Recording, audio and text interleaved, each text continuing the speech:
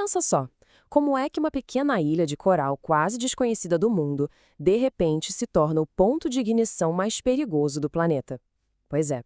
Em março de 2026, todos os olhos se voltaram para um pontinho minúsculo no Golfo Pérsico, um lugar que se tornou o epicentro de uma crise global.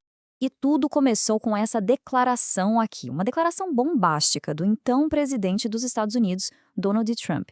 Foi uma frase que literalmente colocou o mundo todo em alerta máximo, sabe? Deu início a uma escalada de tensão que ninguém sabia onde ia parar. O fato central foi este: um ataque aéreo massivo, de precisão. O Comando Central americano disse que o objetivo era destruir instalações militares iranianas que estariam sendo usadas para atrapalhar a navegação internacional. Mas a história é bem mais complexa do que isso. Ok, vamos entender isso. Por que tanto barulho por causa de uma ilha tão pequena? A resposta, gente, está na importância estratégica e econômica dela, que é algo quase inimaginável. A ilha de Kargin não é uma ilha qualquer, não.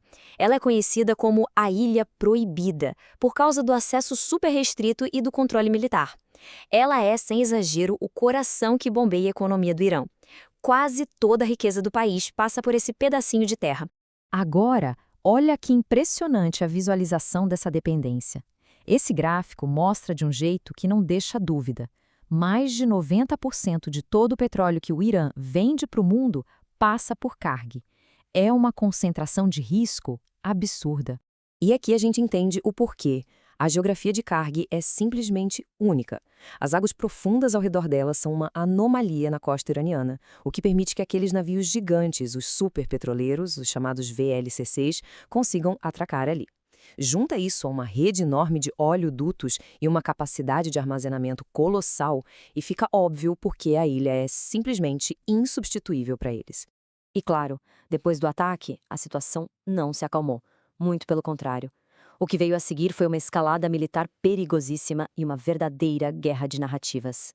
Era uma disputa de versões. De um lado, os Estados Unidos diziam que destruíram alvos militares super estratégicos. Do outro, o Irã minimizando os danos, falando que tudo continuava operando normalmente. Essa guerra de informações só serviu para aumentar a incerteza e o medo no mundo todo. A resposta do Irã não ficou só nas palavras. Ela veio na forma de uma ameaça direta e bem assustadora. Qualquer ataque à infraestrutura de petróleo deles resultaria numa retaliação devastadora contra os ativos de energia dos aliados dos Estados Unidos na região. O recado foi claro, e as ações militares acompanharam as ameaças. O que a gente vê aqui é uma mobilização muito rápida dos dois lados. Milhares de soldados americanos foram deslocados para a região, enquanto o Irã reforçava as defesas da ilha com tudo que tinha, se preparando para o que viesse pela frente. O cenário para um conflito muito maior estava montado. Só que o impacto dessa crise não ficou só lá no Golfo Pérsico, né? Rapidamente, o mundo inteiro começou a sentir os efeitos.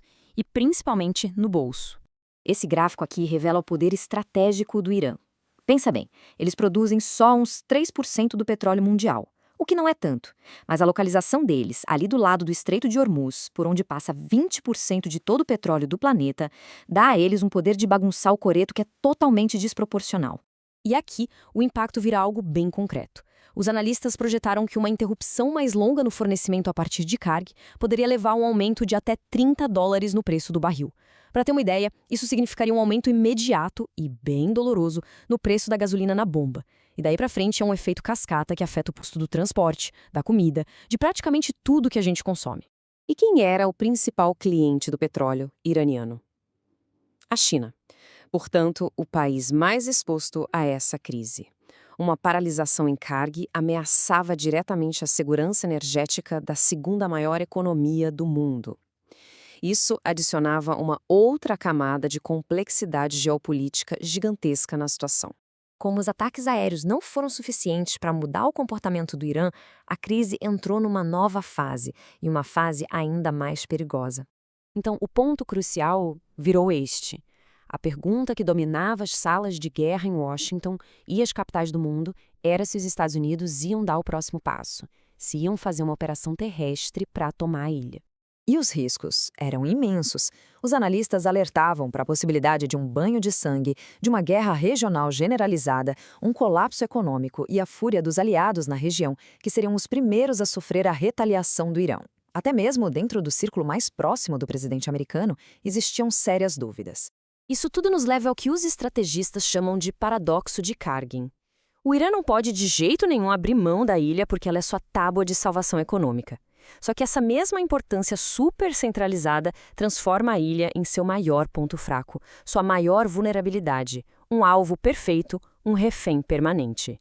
E os avisos de líderes militares experientes, como o almirante James Stavridis, ex-comandante supremo da OTAN, ecoavam nos corredores do poder. Ele avisou: o Irã é astuto, é implacável. Eles lutariam com uma ferocidade absurda para defender seu território, para causar o máximo de dano possível. E assim, a crise na ilha de Karg nos deixa com uma pergunta bem inquietante para o futuro. No mundo cada vez mais dependente de fluxos de energia tão concentrados, será que estamos entrando numa nova era de conflitos? Uma era onde a batalha não é mais por território, mas pelo controle físico? Dos interruptores da economia global? Uma coisa para se pensar.